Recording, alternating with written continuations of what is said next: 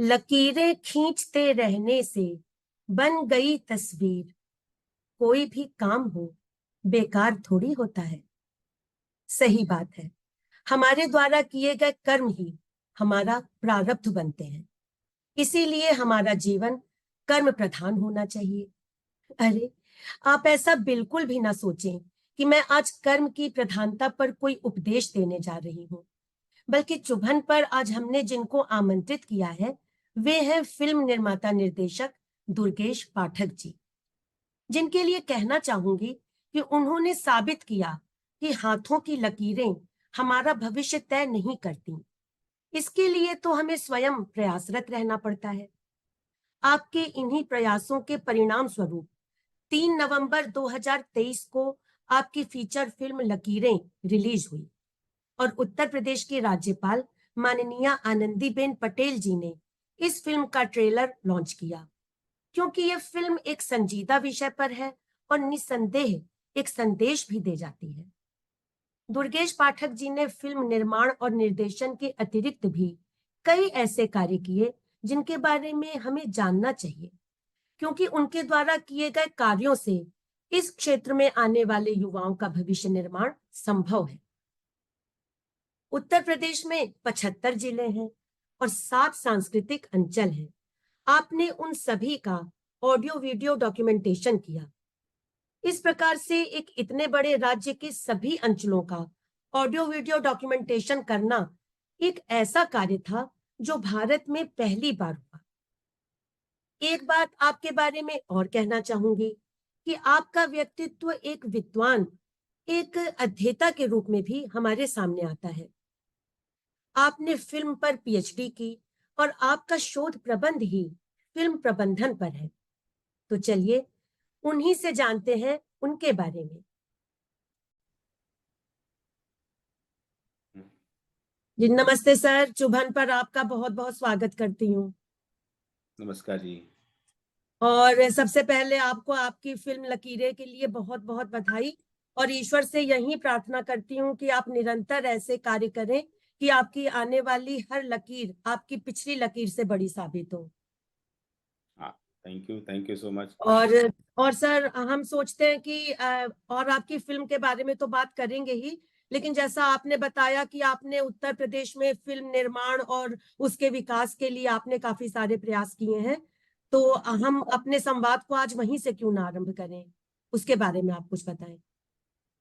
देखिए, आपका विषय तो बहुत बड़ा है कि उत्तर प्रदेश में, एक प्रदेश में जहाँ जी पर इतनी जनता है और इतना बड़ा 75 जिलों का प्रदेश है, वहाँ जी पर फिल्म विकास की बात करी जाए तो देखिए, जी यहाँ पर उत्तर प्रदेश सरकार की जनरली जब कभी किसी विकास कार्य की बात होती है, सरकार की तरफ लोगों की आंखें और निगाहें होती हैं। जी जी तो उत्तर प्रदेश सरकार जो है वो फिल्म विकास को लेकर पिछले कई सालों से लगातार काम कर रही है जी और ये सरकार भी बहुत अच्छे से काम कर रही है उसमें।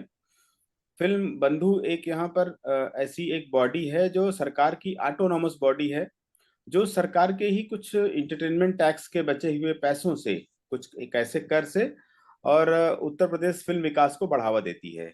जी चाहे वो फिल्म सब्सिडी के रूप में हो और वो चाहे फिल्म के किसी और, अभी फिल्म सिटी बनाने जा रही है या और भी कुछ चीजें ऐसी करने जा रहे हैं जिसको लेकर के वो काफी फिल्म विकास को लेकर के बढ़ावा दे रहे हैं। जी कुछ गतिविधियों को लेकर के और भी ऐसे काम सरकार कर रही है। हालांकि ये बताना उनका काम है, मैं उनका जी प्रवक्ता तो नहीं हूं कि मैं जी बताऊं। लेकिन जो मेरे स्तर पे ऐसा प्रयास किया जा रहा है, क्योंकि मैं फिल्म जो अभी फिल्म निर्माण है उससे भी पहले से थिएटर से जुड़े होने के कारण काफी लगाव रहा है। पहले मैं थिएटर देखने का काफी शौकीन रहा, फिर थिएटर के लिए कुछ काम भी करते थे, कई सारे थिएटर में भी डायरेक्ट इनडायरेक्ट भी काम किया। तो उस जर्नी के दौरान मुझे ऐसा लगा कि उत्तर प्रदेश एक बड़ा प्रदेश है। जी तो हमने एक ऐसी बॉडी बनाई जिसका नाम रखा फिल्म सोसाइटी ऑफ इंडिया। इस तरह की भारत सरकार में भी कुछ ऐसी शाखाएं थी, लेकिन ये एक ऑटोनोमस बॉडी जो कि हमने फॉर्म किया और उसमें कुछ इस तरह से कि ताकि यहाँ के जितने भी क्रिएटिव स्किल्स डेवलपर हैं या स्किल मैनेजर्स हैं या जो काम कर रहे हैं, जी एंटरप्रेन्योर्स, जी जी या जो क्रिएटिव लोग हैं, राइटर, डायरेक्टर या टेक्नीशियंस, जिनके मन में बड़ी इच्छा है कि इस तरह से काम करे जैसे मैं हूँ, मैं चाहता जी हूँ कि उत्तर प्रदेश में अच्छा फिल्म विकास हो, अच्छा फिल्मों को लेकर काफी काम हो, तो उनको जोड़ने का काम किया। तो उसमें लगभग 1000 की तादाद में लोग जुड़े भी। अच्छा फिल्म निर्माण के दौरान थोड़ी उसमें सफलता भी आई, लेकिन आगे भी और उसमें अभी काम चल रहा है। जी तो जो दिशा ये है कि जब तक यहाँ पर सरकार और सरकार के बराबर कुछ ऐसे प्राइवेट सेक्टर के लोग जब तक आकर के इस तरह के मिशन में शामिल नहीं होंगे, नहीं जुड़ेंगे, तब तक इस तरह का विकास संभव नहीं है कि फिल्म का विकास अचानक से कुछ हो जाएगा। या यहाँ पर बहुत सारी फिल्में, अभी भी इस समय फिल्म की शूटिंग चल रही है। अभी जी अजय देवगन शूट कर रहे हैं, कुछ जी ऐसे बॉलीवुड के अच्छे सेलिब्रिटी शूट कर रहे हैं यहाँ पर फिल्में, जिनसे यहाँ पर कुछ आय और इनकम तो होती ही होती है, साथ में प्रमोशन को भी काफी बढ़ावा मिलता है इस तरह से कि नहीं ठीक है, उत्तर प्रदेश एक अच्छा प्रदेश है जहाँ पर फिल्म निर्माण को लेकर के गतिविधियां हो सकती हैं या आसान है। जो पहले मुश्किल हुआ करता था, सुरक्षा की बड़ी समस्या थी, तो इस तत्कालीन सरकार में इस समय के माहौल में सुरक्षा की संभावनाएं अपार हुई हैं। शूटिंग करने आए लोगों को लूटपाट हो जाया करती थी, तमाम सारी इंटीरियर में जाके लोग शूटिंग करने से मना करते थे। जी लेकिन आज जहां महिलाएं बाइक लेकर के घूम रही हैं किसी बिल्कुल प्रदेश में, जी चाहे वो बुंदेलखंड हो, चाहे वो पूर्वांचल हो, है ना, जी चाहे वो जी मध्यांचल हो, जहां भी, तो इस तरह की चीजें हो रही हैं। तो ये फिल्म का विकास को लेकर के जो काम है वो उस स्तर पे सोचा जा रहा है। इंटेलेक्चुअल लेवल पर ऐसा है कि जो फिल्म स्कूल की संकल्पना मेरी है, मैं चाहूंगा इसमें, चूंकि एक बड़ा काम है, तो जी इसमें अगर कुछ इस मतलब गवर्नमेंट कॉर्पोरेट या प्राइवेट कॉर्पोरेट इस तरह के लोग अगर जुड़े इसमें, तो ये एक बड़ा काम हो सकता है। जैसे भारत में सिर्फ 2 फिल्म इंस्टीट्यूट हैं, तो इस तरह के प्रोफेशनल फिल्म इंस्टीट्यूट अगर यहाँ भी बनते तो शायद इस तरह की प्रोफेशनल ट्रेनिंग यहाँ के लोगों को भी मिलती, और वो फिर उस तरह से सोचते जैसे फिल्म को जिया जाता है। जी हर तरह का जीवन है, जैसे कि आईएएस की स्पेशल ट्रेनिंग है, वो पहले सिविल की तैयारी करता है, फिर एग्जाम देता है, फिर ट्रेनिंग करता है, फिर प्रैक्टिस में आता है। मेडिकल की 4 साल की पढ़ाई है। तो बहुत सारे इस तरह के जो इंस्टीट्यूशंस हैं, जो मेडिकल सर्जन और हम फिजिशियन तैयार करते हैं, तो वो 4 साल 5 साल पढ़ते हैं, फिर वो प्रैक्टिस करते हैं, फिर वो तैयार होते हैं। उस तरह से फिल्मों के लिए भी इस तरह के स्कूल्स होने चाहिए, जैसे कि film and television institute Pune है, सत्यजीत रे इंस्टीट्यूट वहां पर चलिए है कोलकाता में, है ना। जी तो वहां पर क्या है कि इस तरह का एटमॉस्फेयर एक होना चाहिए कि ताकि लोग फिल्मों को समझें, सीखें और उनको जिएं। क्योंकि कुछ ऐसा पीरियड होता है जहां पर सिर्फ फिल्मों को समझा जा सकता है। जैसे अब उत्तर प्रदेश एक बड़ा प्रदेश है और यहाँ पर नेचर काफी बहुत है। आप जी समझिए कि एक इको टूरिज्म का एक पूरा लंबा चौड़ा इलाका है, तराई क्षेत्र उत्तर प्रदेश का। जी जी वहां पर अपार संभावनाएं हैं, लेकिन ठीक है, सरकार ने कुछ सोच के ही उतनी दूर रखा होगा वहां पर फिल्म सिटी ले जा करके जी दिल्ली के पास। कुछ सोच के ही, अच्छा सोच के ही रखा होगा, मैं ये तो नहीं कह सकता कि गलत रखा है। लेकिन यहाँ पर और भी एरिया थे, जैसे सोनभद्र का इलाका था जो थोड़ा सा विंध्य क्षेत्र के आसपास आता है। बलरामपुर जो नेपाल बॉर्डर का इलाका है, वहाँ नेचर काफी करीब है, वाइल्ड लाइफ है, इस तरह की चीजें हैं, करतनिया घाट है, इनके आसपास अगर फिल्म शूटिंग के कुछ रेंज अगर ऐसी क्रिएट करी जाती, तो शायद मुझे लगता कि और इससे ज्यादा फायदा मिलता। या जैसे बनारस के आसपास किसी जी समय एक जी सोच में था, तो इस तरह होता तो ज्यादा फायदा होता जितना हम नेचर के आसपास होते। दिल्ली में ऑलरेडी एक टेलीविजन सेक्टर की एक फिल्म सिटी बनाई गई थी, जिसको टेलीविजन सेक्टर ने काफी कब्जा किया, और अब वहां पर फिल्म का काम करने के लायक माहौल नहीं है। तो हाँ, कुछ नया एक यमुना किनारे, कुछ यमुना के आसपास कुछ ऐसा सोच रहे होंगे, तो शायद हो सकता है ये रहा जी। नहीं तो आप अपने सुझाव दीजिए सरकार को, शायद माना जाए इन चीजों को। देखिए, सरकार में इस तरह के सुझावों को मैं तो कहूंगा कि जरूर आमंत्रण दें। सबसे पहले तो आमंत्रण दें इस तरह के लोग जो यहाँ पर इस प्रदेश में रहकर या प्रदेश के आसपास या प्रदेश से बाहर जो इस प्रदेश के बारे में जानते हैं, वो इसकी मैपिंग करके बताएं कि जियोग्राफिकल, कल्चरल और टूरिज्म को ध्यान में रखते हुए, यहाँ जी की यहाँ के आसपास के जो बसाव है उसको ध्यान में रखते हुए फिल्म से संबंधित जो गतिविधियां हैं कहाँ अच्छे से संचालित हो सकती हैं। जैसे अगर बलरामपुर का जो मैंने एक एग्जाम्पल दिया, जी जी तो नेपाल बॉर्डर का, तो वो इसलिए एग्जाम्पल दिया कि वहां से काफी एरिया पूरब का कवर हो जाता है, अयोध्या पास में है, जी तो जी। ये हो सकता है। बनारस एक ऑप्शन टू हो सकता है। बनारस में चूंकि वो विंध्य क्षेत्र का इलाका है, उधर से बुंदेलखंड भी कनेक्ट होता है वाया चित्रकूट। जी और जी। एक बुंदेलखंड एक ऐसा अनटच एरिया है, आप समझिए कि शायद अभी बुंदेलखंड को आप बहुत सारी फिल्मों में नहीं देखते होंगे। जी जी। अभी बुंदेली फिल्मों के कुछ रीजनल फिल्मकारों ने कुछ फिल्मों का निर्माण शुरू किया है, लेकिन उतनी तादाद में अभी नहीं एक्सपोज हुआ है बुंदेलखंड। जबकि बुंदेलखंड देखा जाए तो मतलब स्टोन टोन का एकदम रिच एरिया है। जी यहाँ पर आला उदल की गाथाएं हैं, जी जी। और ये दुर्ग है कालिंजर का, ऐसी ऐसी चीजें हैं जो शायद मतलब उस पे अभी उतना काम नहीं हुआ है, हो जी जाना चाहिए। हाँ, यानी स्थान ये तो मिलेगा ही वहां शूटिंग का, और साथ में हमारी सांस्कृतिक जो विरासत है, जो लोक कलाएं, लोक कथाएं, वो सब उसको भी आगे बढ़ावा आएंगी। मिलेगा, जी उसको जी। बढ़ावा मिलेगा। प्लस ये कि वहां पर रोजगार के संसाधन और डेवलप होंगे, लोग डेवलप होंगे, जी लोग उससे जुड़ेंगे। और वो जब ऐसी चीजों से जुड़ेंगे कि जहां पर मीडिया और एंटरटेनमेंट है, तो मेरे ख्याल उनकी जो बढ़ने की क्षमता है वो कई गुना आगे बढ़ जाती है, बढ़ वो काफी जाएगी। आगे बढ़ जाते हैं। तो ये सुझाव सरकार को आप लोग के माध्यम से हम लोग देंगे, जी बिल्कुल। ताकि आप भी कोई पत्र ऐसा लिखें कि नहीं ठीक है, इस तरह जी का बिल्कुल। सुझाव आया, बिल्कुल ताकि वो इस बात पे कुछ तवज्जो दें और सुझाव मांगे, तो सुझाव देने में भी अच्छा लगेगा। बिल्कुल। और आपने भी तो अपनी फिल्म की शूटिंग की, आपके लिए कैसा माहौल रहा? आप तो क्योंकि यहाँ से बिलोंग करते हैं, वो बात एक अलग हो गई, लेकिन शूटिंग हाँ, में बाहर से भी लोग आई होगी, आपकी पूरी यूनिट थी, तो कैसा लगा आपको, और उन लोगों को मुझे कैसा तो लगा? मुझे तो ऐसा लगता है कि काफी शूटिंग फ्रेंडली स्टेट है अभी के हिसाब से। जी मुंबई के जैसा एकदम कॉमर्शियल भी नहीं है। जी। मुंबई में बहुत सारी ऐसी चीजें हैं कि जहाँ पर लोग शूट करते हैं तो सड़क किसी की है तो घर किसी का है, तो यहाँ जी पर अभी उस तरह का कॉमर्शलाइजेशन अभी फिलहाल नहीं है। जी जी। आने वाले टाइम में हो सकता है, सुरक्षा के दृष्टिकोण से, आवागमन के दृष्टिकोण से, और देखा जाए तो स्टे अरेंजमेंट और बहुत सारी चीजें यहाँ पर बहुत अच्छी हैं। मुझे तो बहुत आराम रहा। इवन मैंने यहाँ पर लगभग 40 to 45 डेज शूटिंग किया, अयोध्या में शूटिंग किया। अयोध्या में जो जिलाधिकारी थे वो इतने कोऑपरेटिव थे कि उन्होंने खड़े होकर शूटिंग कराया। अच्छा वाह। आपको कोई समस्या नहीं हो। नए घाट एक ऐसी जगह थी जो ये होता था कि यहाँ पर शूटिंग करना ऐसा ना हो कि कोई विवाद या किसी प्रकार की कोई समस्या हो, तो वो खड़े रहे और लगभग 5 से 6 घंटा खड़े होकर उन्होंने शूटिंग कराई। वाह, बहुत बड़ी कहा नहीं बात मैं खड़ा हूँ और कोई दिक्कत नहीं होगी पाठक जी, आप शूटिंग करिए। है। जी लखनऊ में यहाँ पर सभी ने कोऑपरेट किया, जितने भी आईएएस अफसर्स थे, जितने भी यहाँ पर पुलिस ऑफिसर्स थे, सभी ने बहुत अच्छे से कोऑपरेट किया। और वो वेलकम करते हैं कि इस तरह से अगर वो कोई बाहर से हमारे पास शूटिंग के लिए आया है तो वो हमारे गेस्ट हैं। जी। तो जो आपकी पूरी क्रू थी, बाहर से आए थे जो कलाकार और जो भी लोग, तो सबको अच्छा लगा यहाँ पर? हाँ, नो डाउट सबने एंजॉय किया।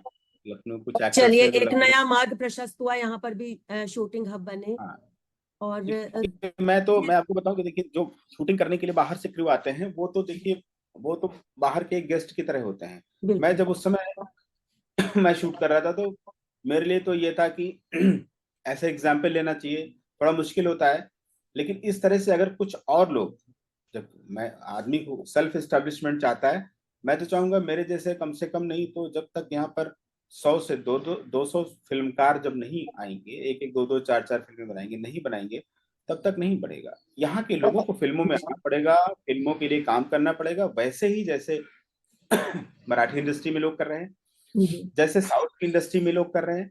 बिल्कुल और यहाँ के रीजनल, यहाँ के सिनेमा को जिस भाषा में भी बनता है उसको क्लास और मास देना होगा, मतलब ऑडियंस उसको देखे और एक क्लास सिनेमा बने, एक अच्छा सिनेमा बने, विषय हो उसमें, अच्छे जी विषय हो, ताकि लोग जी। उसमें इंटरेस्ट ले। नहीं ठीक है, ये ऐसा नहीं है कि कोई भी रीजनल सिनेमा है तो उसे अच्छा और खूबसूरत नहीं बनाया जा सकता, है बिल्कुल ना।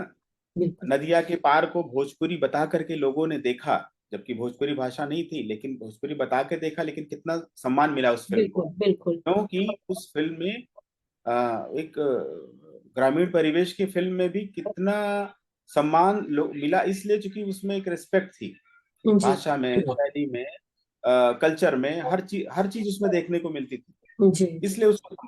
तो जब ऐसी फिल्में बनेगी तो लोगों को सम्मान मिलेगा। और ऐसे फिल्मकार जब तक 100-500 नहीं आएंगे यहाँ पर, तब तक कैसे कल्पना करी जा सकती है? तब तक लोग बॉम्बे से आएंगे, यहाँ पे शूटिंग करेंगे, लोग लोकेशन एक्सप्लॉइट होंगी, लोग एक्सप्लॉइट होंगे और वो शूटिंग करके चले जाया करेंगे यहाँ सब्सिडी। अगर जब तक यहाँ पे एंटरप्रेन्योरशिप की तरह से डेवलप नहीं किया जाएगा, उनको ऐसे वित्तीय संसाधन नहीं मुहैया कराए जाएंगे, जगह ऐसी नहीं मुहैया कराई जाएंगी, तब तक कैसे संकल्पना करी जा सकती है? इसके लिए 50% जो है वो सरकार सहयोग करे, और 50% ऐसे यहाँ पर जो उद्यमी हैं वो इसको उद्यम मान करके आगे आए और करें। यहाँ पर सिनेमा का डिस्ट्रीब्यूशन स्थापित हो। इस एरिया में, भारत के इस इलाके में ही तो बिजनेस है जी एंटरटेनमेंट का, जी, ये बात स्टार्ट आपने फ्रॉम बहुत दी। सही कही, बिल्कुल, कि खाली हाँ, सरकार का ही योगदान नहीं, उन्हीं से अपेक्षा ना करे, बल्कि अपने स्तर पर भी लोगों को नहीं, करना चाहिए। सरकार से देखिए, सरकार की ऐसे कम से कम हर 60 से 70 डिपार्टमेंट हैं, उनकी अपनी प्रायोरिटीज सबसे पहले वो हो जाती है।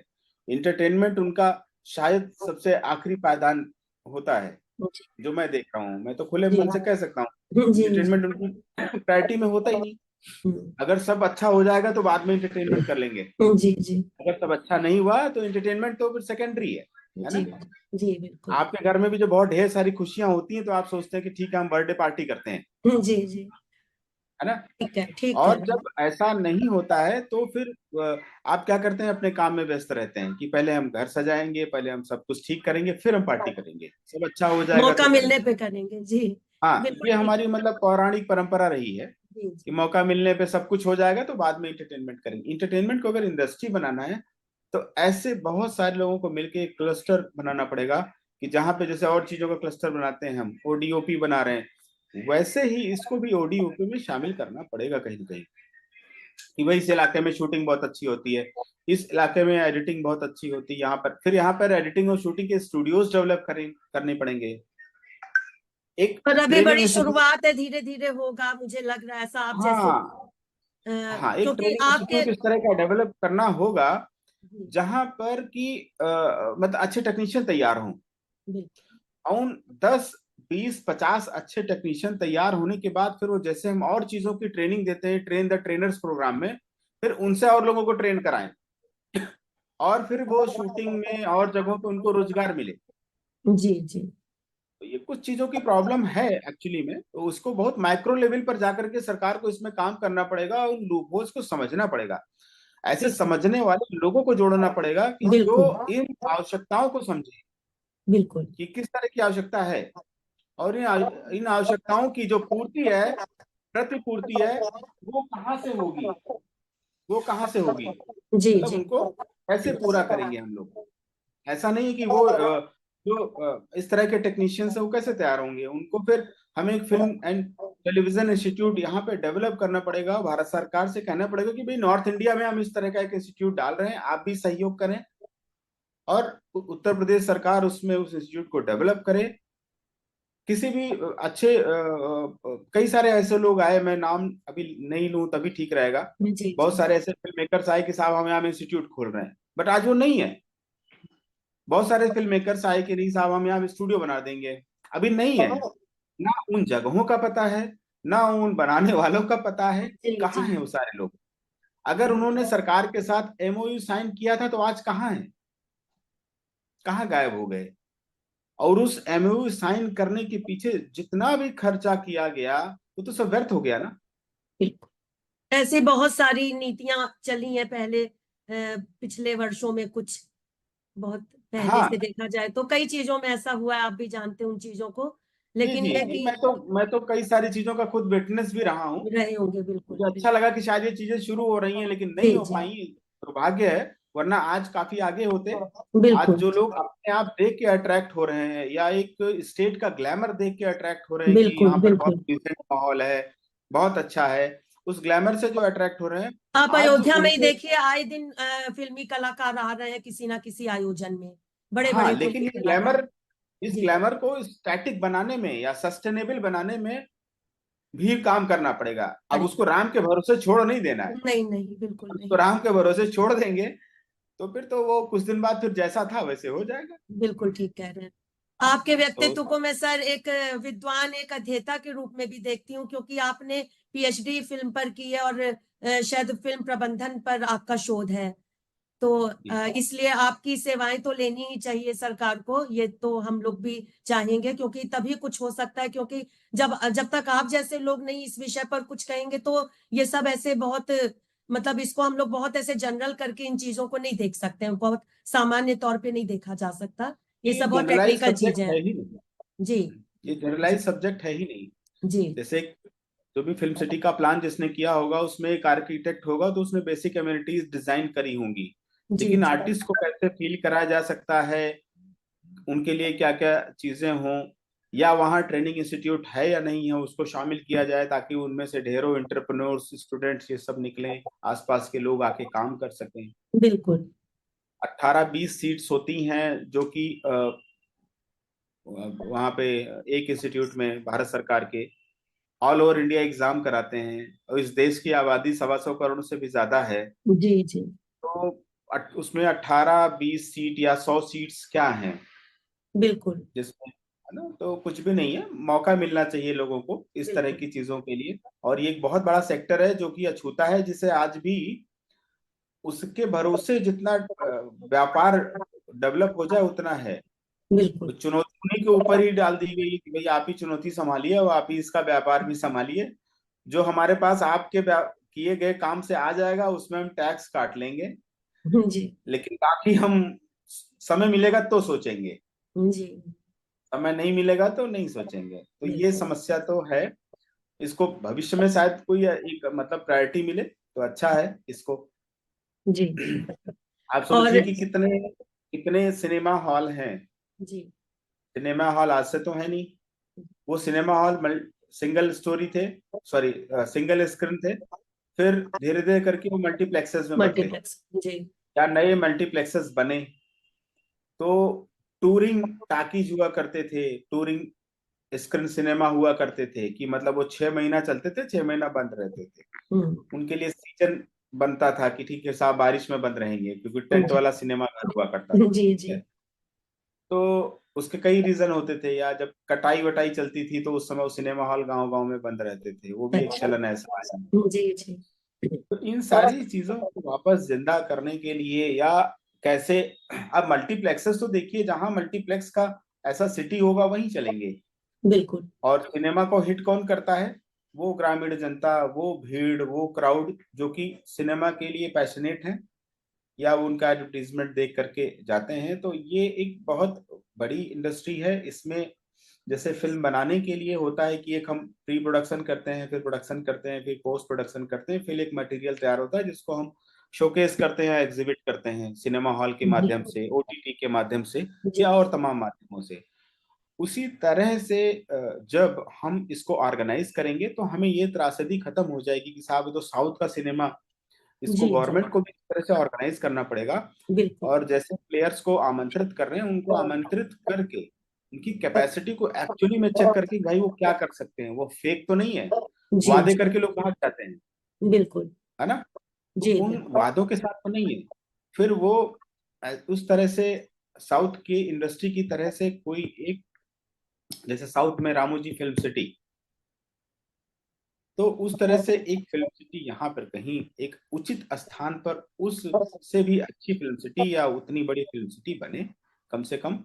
और सिर्फ वो कल्पना में ना रहे, वो यथार्थ में रहे, और वहां से लोगों को रोजगार में जोड़ा जाए। तो ताकि फिर धीरे धीरे धीरे धीरे अपने आप वो क्रिएटिव चीजें बाहर आ जाएंगी, लोग स्किल्ड भी होंगे, लोग उसके साथ जुड़ने भी लगेंगे, सब हो जाएगा। तो मेरा तो अपना यही विचार है कि सरकार को उस दिशा में काम करना चाहिए। बिल्कुल और पिछले कई सालों से सिर्फ संकल्पना में है। तो माइग्रेट लोग करते हैं, फिर वहाँ एक्सप्लाइट होते हैं, फिर वो तमाम सारे, जैसे आप कोटा के लिए आप अभी आपने जी सुना जी कि बच्चे जाते हैं फिर वो सुसाइड कर लेते हैं। बिल्कुल वैसे ही मुंबई जाकर के बहुत सारे लोग सुसाइड करते हैं, बहुत बिल्कुल सारे करते लोग हैं सारे उद्यमों में शामिल हो जाते हैं। बहुत सारे ऐसे युवक युवतियां हैं जो अलग अलग उद्यमों में शामिल हो जाते हैं जहां वो जी सोच के तो नहीं जाते हैं।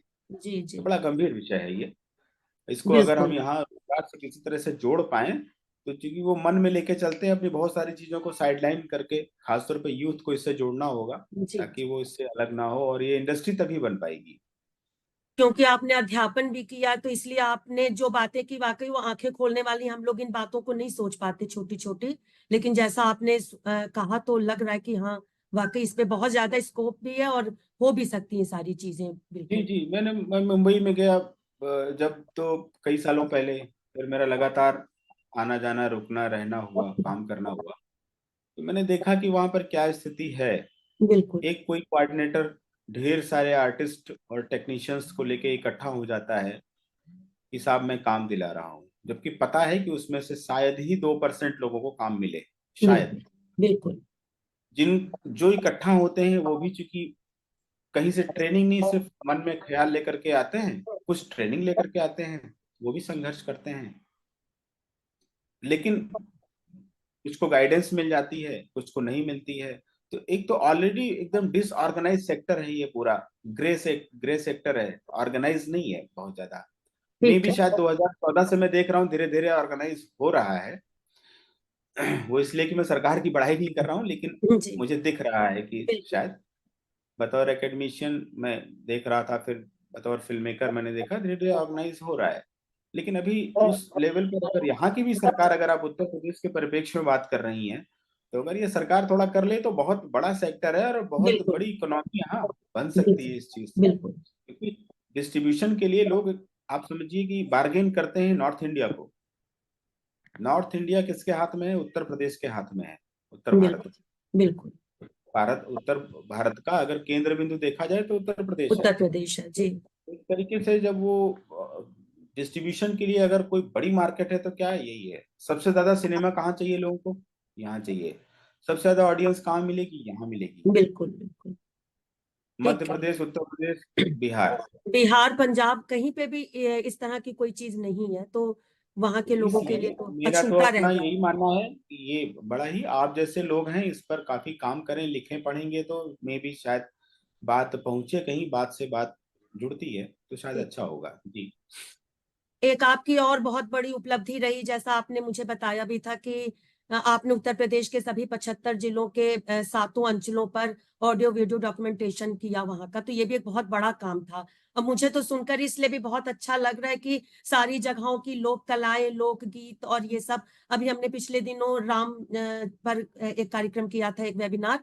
तो उसमें हमने बच्चा सिंह, जो बहुत बड़े आल्हा सम्राट हुए हैं बुंदेलखंड के, उनके बेटे हैं धर्म सिंह जी, उनको बुलाया था। तो आल्हा वगैरह सुन के हमारे दक्षिण भारत के लोग बहुत प्रभावित हुए, तो ये सब कलाएं आगे आई। तो ये इतना बड़ा काम आपने क्या, इसके बारे में संक्षेप में हमें कुछ बताएं। आपकी शायद इस पर 7 किताबें भी आ रही हैं, इसके बारे में थोड़ा कुछ अभी प्रकाश आने डालें। वाली हैं। जी जी। देखिए, ये उत्तर प्रदेश तो काफी बड़ा है, और चूंकि मैं यहीं का रहने वाला हूँ, अयोध्या वासी हूँ, मेरा जो है वो अच्छा। जी।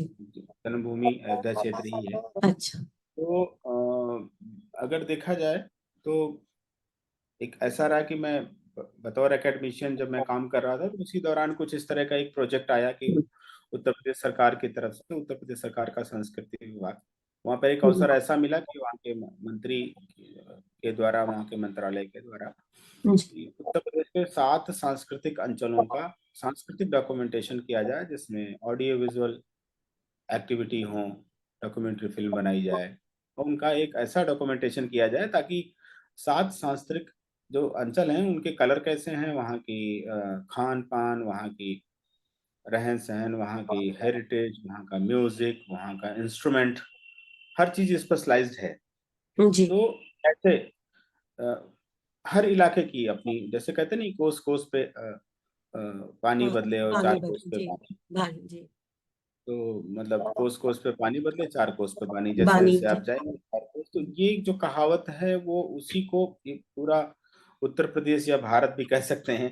जी काफी, जैसे बिहार है तो बिहार में तमाम तरह की बोलियां हैं, वैसे उत्तर प्रदेश में अवधी और पूर्विया, बघेली, बुंदेली, इस तरह की तमाम सारी भाषाएं हैं। आप तराई एरिया में जाएंगे तो कहीं थारू बोल की अलग भाषा है, बिल्कुल जनजातीय बिल्कुल। बोलियां हैं उनकी। तो इस तरह की 7 सांस्कृतिक अंचलों में अवध है, पूर्वांचल है, ब्रज है, तराई है, जनजातीय क्षेत्र हैं, और रुहेलखंड है। रुहेलखंड में वो बरेली और रामपुर और बहुत जी सारे जी ऐसे इलाके हैं जी जहाँ पर थोड़ा सा एक दौर ऐसा था जहाँ सूफिज्म डेवलप हो गया। जी जी। लेकिन, है ना, तो इस तरह का जब वो एक दौर रहा यहाँ पर, किसी समय की काफी चीजें चेंज हुई तो समय सूफी ज्यादा डेवलप हो गया। जी लेकिन राम का क्षेत्र अवध देखा जाए तो आज भी राममय जी है। बिल्कुल। अब तो खैर पूरा देश ही राममय है। तो जी उस बिल्कुल। समय देखा गया कि किस तरह, हाँ, तो किस तरह से जो सांस्कृतिक अंचल पूरब में, तो पूरब में धोबिया नाच है, या उस तरह का कॉस्ट्यूम है, या उस तरह के कई सारे डांस फॉर्म है। जी अवध में एक डांस फॉर्म है जैसे लिली घोड़ी हो गया। फिर यहाँ पर अगर देखा जाए तो प्योर डांस फॉर्म में कथक काफी डेवलप हो गया, क्योंकि कथक जो है वो आया, कथा का है सो कथिक कहावे, वो अयोध्या लव कुश प्रथा से कि वो कहानी सुनाने के लिए एक भीड़ इकट्ठा करी और गोल गोल नाचना शुरू किया। फिर उसी तरह से कॉस्ट्यूम को डेवलप किया और फिर धीरे धीरे परिमार्जित होते होते उत्तर भारत का एक अच्छा डांस फॉर्म निकला, वो कथक बन गया। तो इस तरह से पूरे क्षेत्र वार, अब जैसे ब्रज में, तो ब्रज में फिर वो राजस्थान और ब्रज मिला करके, वो ब्रज एक बहुत बड़ा इलाका है, तो वहां जी पर फिर वो आग लगा करके चरकुला सर पे मटकी रख के चरकुला डांस कर रहे हैं। तो वो फिर अ, रास, वहां का रास वर्ल्ड फेमस है। रास, महारास, हवेली गीत संगीत। हवेली गीत संगीत देखिए अब इतना पॉप, इतना ज्यादा स्ट्रांग है कि आपको हवेली गीत गाते हुए बहुत सारे अफ्रीकन, बहुत सारे ऐसे हाँ, इंग्लैंड के, बहुत सारे अमेरिकन वहां पे आपको दिखाई पड़ेंगे, जो गौड़ीय समाज का जो मंदिर है वहां पर। अच्छा। तो हमारा जो हवेली संगीत है वो सिर्फ यहाँ भारत में ही नहीं, विदेशों में खूब है। यहाँ से गया वहाँ, जी वो गाते हैं, वो गाते गाते, और जो वहां गाते हैं उनको तो पता भी नहीं कि हम कौन सा गीत संगीत गा रहे हैं, वो तो हम ही जानते हैं, क्योंकि हमें जी पता है कि यहाँ हवेली गीत जी संगीत है। तो इस तरह से हमने फिर सभी जिलों का सर्वेक्षण किया, वहां पे हम उनके पास गए। एक्चुअली में जब क्या होता है कि जब आप इस तरह की किसी ग्राउंड लेवल की किसी आर्ट फॉर्म को जब जानना चाहें तो आपको वहीं जाना पड़ता है। जिससे राई का ही एक पुराना डांस फॉर्म था बेड़िन डांस, जो जी बाद में राई हो गया। बुंदेलखंड का राई आपने सुना होगा, जी जी। राई डांस। तो वो ललितपुर में है। तो ललितपुर में वो अच्छा। बेड़िन की एक कहानी है कि जो बेदनी बेड़िन के नाम से होती थी, कि राजा वो गए जंगल में शिकार करने, और वहां पर फिर वो उनके गीत संगीत के लिए अरेंजमेंट हुआ करता था। या कभी राजा वहां पर रह गए, किसी के साथ में लंबे समय तक रह गए, या उनके साथ में उन्होंने कोई एक मैरिटियल रिलेशनशिप बना लिया, तो उनको फिर सैलरी भी रजवाड़े से जाती थी। अच्छा। तो और वो स्पेशली इलाका किससे प्रभावित है, वो कृष्ण भक्त हैं सारे के सारे। जी तो कृष्ण का जहां जहां जिस तरह से, हाँ, कृष्ण को कुछ मानने वाले लोग वहां पे इस तरह से हो गए। वो सारी बेडिंग्स किसकी पूजा करती हैं, कृष्ण भगवान की करती हैं। वहां पर स्पेशल होली होती है उस गांव में, उस गांव या उस कस्बे में, जी आसपास जी ललितपुर के अंदर गांव है। तो उसके बाद फिर वो जब बॉर्डर बना तो उधर मध्य प्रदेश हो गया, इधर उत्तर प्रदेश हो गया। तो इस तरह से पूरा उत्तर प्रदेश घूमे। अब पूरा लंबा बताएंगे तो आपको बहुत ज्यादा है, आप लेकिन कभी थोड़ा सा सांस्कृतिक। टाइम अगर दे सके तो हम इस विषय पर आपके साथ एक चर्चा जरूर रखना चाहेंगे, क्योंकि हमारे साथ जो लोग जुड़े हुए हैं दूसरे प्रांतों से, वो जरूर यहाँ की पूरी सांस्कृतिक विरासत के बारे में जरूर जानना चाहेंगे। तो आप जब भी नहीं आपको नहीं, टाइम। हमेशा। जी बिल्कुल। नहीं, अब मुझे मुझे बड़ा अच्छा लगेगा कि इस चीज को तो मैं काफी आगे भी, इवन मैंने भारत सरकार में भी अर्जी लगाई है कि जी इसको लेकर के और भी काम किया जाए, ताकि इस तरह बिल्कुल। से प्रदेश और भी प्रदेशों को, जब तक हम अपनी कल्चर का या अपनी हेरिटेज का, वैसे तो सरकार बहुत अच्छा काम कर रही है इस समय, जी जी बहुत ही बिल्कुल। बढ़िया काम कर रही है, लेकिन जी उसका माइक्रो मैनेजमेंट जितना अच्छा हम करते जाएंगे, उतना ही हमारी ये टेंजिबल इंटेंजिबल धरोहर है, ये बहुत ही आगे बढ़ेगी और बहुत ज्यादा इसको बढ़ावा भी मिलेगा। इस समय जिस तरह से कलाकारों के साथ, लोक कलाकारों के साथ जिस तरह से उनके साथ में बर्ताव किया जा रहा है, वो बड़ा ही सकारात्मक है। जी। उनको बड़ा इसका लाभ भी मिलेगा। मुझे पता है आपने काफी काम किया, आपने सरकार के प्रचार प्रसार की भी काफी सारी सारी डॉक्यूमेंट्री फिल्में बनाई हैं। शायद 300-400 आपने बताया था कि आपने बनाई है, तो इसलिए आपका तो काफी हाँ, अनुभव है। मतलब जीवन का एक दौर काफी इस काम में गया है, तो इसलिए काफी काम किया है मैंने, मैं कह सकता हूँ। तो जी। मैं इन सब चीजों के बारे में भी सर आपका जरूर एक बार और टाइम चाहूंगी, क्योंकि लग नहीं रहा कि अभी हमारी बहुत सारी बातें मेरे ही मन में रह गई है पूछने के लिए। तो आप जब भी नहीं, टाइम आपके मन देंगे। में जो भी सवाल ऐसा आ रहा है आप बताइए, जरूर हम उसका हाँ जवाब देंगे। इस बार ना सही तो अगली बार सही। बिल्कुल बिल्कुल। हम बिल्कुल करेंगे। और कुछ भी मतलब मिलकर भी हम कर सकते हैं, कोई भी इस तरह का काम हो तो हम करना चाहेंगे। और प्रांतों के भी लोगों को जोड़कर, जैसे दक्षिण भारत है तो वहां की भी बहुत सारी चीजें हैं जो यहाँ से बहुत मिलती हैं लेकिन हम लोगों को पता नहीं है। जैसे शैव दर्शन पर बहुत सारा कुछ हो सकता है, तो वो सब मैं चाहूंगी कि हम जरूर इसके बारे में कुछ करें। और बाकी मुझे पता है कि आप बिल्कुल। बहुत व्यस्त थे, फिर भी आपने हमें इतना टाइम दिया। और आपकी अभी कोई वेब सीरीज पे भी आप काम कर रहे हैं, आपकी फिल्म लकीरें पर भी हमने देखा कि बहुत लोगों ने उसको पसंद किया, और काफी देश में उसकी चर्चा भी रही। तो आपके जितनी भी उपलब्धियां हैं उनके लिए तो मैं आपको बस शुभकामनाएं आगे के लिए और दे सकती हूँ सर। और जरूर चाहूंगी कि और आप कुछ जाते जाते कहना चाहें तो। नहीं नहीं, बस बहुत अच्छा लगा। आपने एक तो इच्छा जताई कि ठीक है हम लोग इस पर बात करते हैं, ऐसा अच्छा लगा। जी। और इसी तरह की जो प्रतिभागिता है वो और लोगों की बढ़े। जैसे आपने कहा दक्षिण भारत, तो दक्षिण भारत जी। और उत्तर भारत सब एक ही है। जैसे जी। आपने राम जी का देखा अभी, जो प्राण प्रतिष्ठा हुई, जी। तो राजा रामचंद्र जी की प्रतिमा जो है वो साउथ के शिल्पकार की बताइए, ही देन मैसूर है। के, जी बिल्कुल। बनारस के एक बीएचयू के चित्रकार ने दावा किया कि नहीं साहब, ये स्केच और डिजाइन हमारा था जिसको उन्होंने बनाया, उकेरा। अच्छा। अच्छा। तो उत्तर और दक्षिण जुड़ गया, देखिए। जुड़ गया, बिल्कुल। और उत्तर दक्षिण जब मिले तो श्री रामचंद्र जी की एक ऐसी प्रतिमा बनी देखिए। कि जो बोलने लगी, है ना। बिल्कुल। बिल्कुल। तो उत्तर दक्षिण को जोड़ने की कोशिश करिए। बिल्कुल। सब एक ही बिल्कुल। है, ऑलरेडी सब जुड़े कश्मीर हुए से हैं। भी मैं बहुत तो सारे कहूंगा कि स्कॉलर्स, कश्मीर से भी कई सारे स्कॉलर्स हाँ, जुड़े हुए हैं। मैं आपसे कभी फिर चर्चा करूंगी इस बारे में, बल्कि मैं चाहूंगी कि नहीं उनको बिल्कुल जोड़कर मैं बिल्कुल। आपके साथ एक संवाद हो जरूर। क्योंकि आप श्योर। इन सब विषयों पे बहुत अच्छी चर्चा, एक सार्थक संवाद हो सकता है हमारे बीच। तो मैं जरूर चाहूंगी सर आपका फिर से एक बार हमें टाइम मिले और हम इन सब विषयों पर एक बार और बात करें। और बाकी बिल्कुल। आपने अपने व्यस्त समय में से आज हमें इतना समय दिया, आपकी बहुत बहुत आभारी हूँ। और अब थैंक यू आप सो मच, हमारे थैंक यू चुभन सो मच। परिवार के आप हिस्सा हो गए हैं। अब हम आपसे जब भी चाहेंगे, हम आपको चाहेंगे कि हम आमंत्रित करें और आप आए। थैंक यू, बहुत बहुत थैंक यू, धन्यवाद धन्यवाद। आपका सर।